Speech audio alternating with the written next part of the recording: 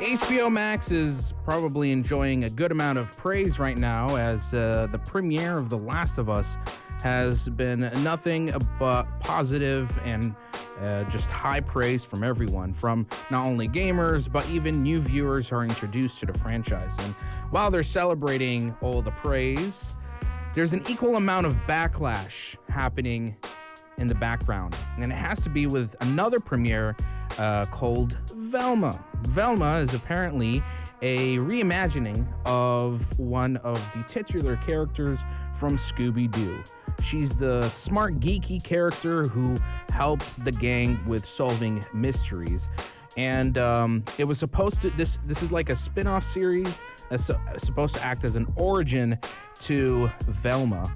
And it's almost interesting that it came out at the same time as Last of Us, because it's almost like HBO Max is deliberately trying to sweep it under the carpet. It's like, hey, we have this really great show, and then we have this very questionable, controversial series at the same time. And it's like, we'll just put that all together, subscribe to HBO Max, right? And I thought nothing of it. I'm like, okay, just another adult series that tries to reimagine established iconic characters, and it fails. But it seems that it's more than this, because if Velma has been receiving so much hate, so much bad reception, that it has now become the third worst rated TV show in IMDb history. When something like this happens, and it's very rare, you have to kind of wonder, okay, what's the deal? What's going on here? And especially on January, when we just started the year off, and it's not looking good. So now there's a few things about Velma, the series. Now I can't watch it because I don't have HBO Max here in the region, but I've watched enough of the clips and the trailers and even reactionary videos of the show all on YouTube, and I already got a good sense of why it's not being received very well.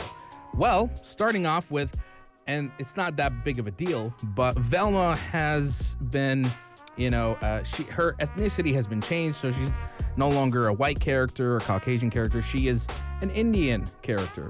And then even Shaggy is not Shaggy. He's this African-American character. Now, I don't mind these things, okay? Diversity and representation has been a common practice in the entertainment industry. But what I am concerned about is, like, if you're gonna do these ethnicity swaps, are you gonna at least try to write compelling characters? No, you're not gonna do that? Okay. Then what was the point of doing it in the first place, right?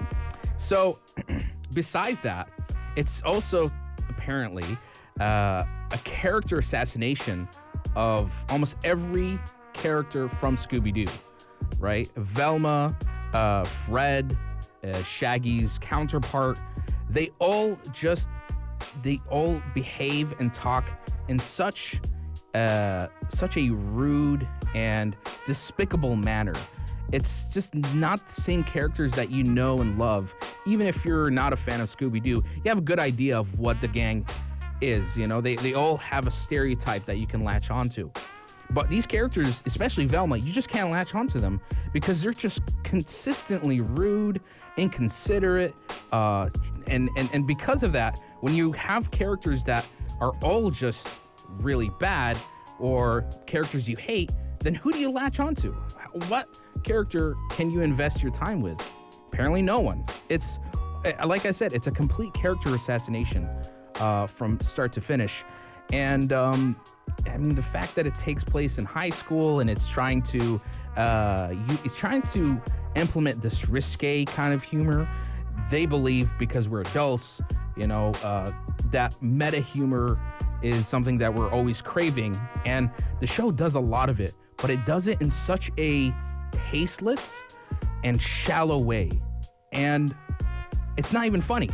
The whole point of a risque comedy is that you take a risk to make a joke, and it pays off, and it never pays off in the show. It's really bad. It's almost cringy at times, and it's a real shame because it's I don't know why there was some kind of like focus group that went into this and provided feedback to HBO Max regarding the show. Has they really received good enough reception to be like, yeah, this is great for the public to watch. Now, the biggest blame that people are pointing at is Mindy Kaling. She is the one that's receiving the most hate right now. And what I say is justifiable. I would say to an extent, yes.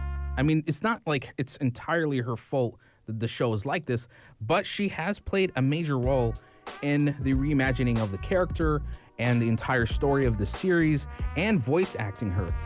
There is clearly a lot of creative responsibility from her end about the production of this series. And it's just, I don't know if there's something wrong with her in terms of just like she has some kind of vendetta when it comes to the society around her or people or the culture, that she has to almost like project herself into the character of Velma and just spew things that are not savory, that are distasteful, that are shallow, and she thinks that's funny. A lot of people are saying it's not funny. If you watch the reaction videos that are out for Velma, they're not good, and it shows.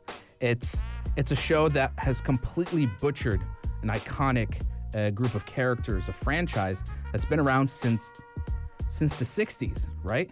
And it does no effort. It makes no effort to pay homage to the classic form of Scooby Doo. It tries to do something new, right? But it does not pay off. It shows that it doesn't pay off. It's a real shame. It's one of those situations where, a terribly written story or fan fiction is being put into a familiar franchise, right? And trying to disguise itself as, oh, this is what the franchise has been all about, right? And it's reimagining one that reflects modern times and modern viewers and audiences. But it's, at the end of the day, just a terrible piece of fan fiction that is not good. And Velma definitely, I would say to an extent, justifies the hate that it's receiving at the moment. And I would not advise you to watch it. It is crude. It is tasteless. It is just objectively bad. But you guys let me know. Text me 4215. It's Alot or Do. Tell me what you think.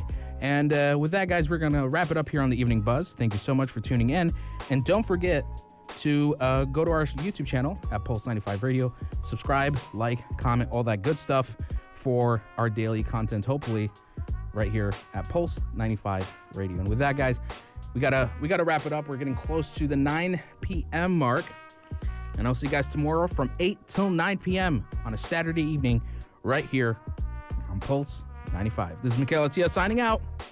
Have a good one.